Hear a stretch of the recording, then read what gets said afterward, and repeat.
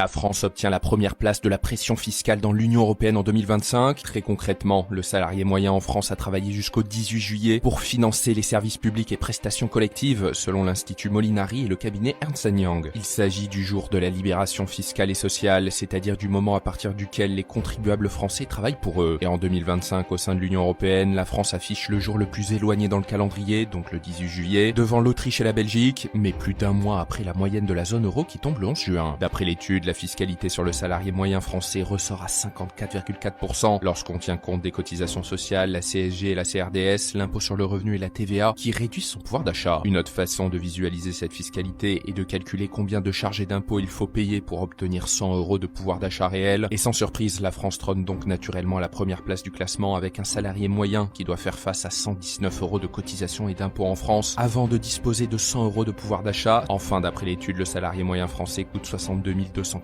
€ à son employeur, mais son travail est si fiscalisé qu'il ne lui reste que 28 400 € net de charges et d'impôts. Résultat, les cotisations sociales, qui représentent 29 158 €, soit le premier rang de l'UE, sont plus élevées que le salaire après impôt en France à 28 400 € et se retrouvent au 11e rang de l'UE. Ces cotisations sociales représentent donc 102% du pouvoir d'achat après impôt. C'est le record parmi les pays de l'UE, en moyenne à 48%.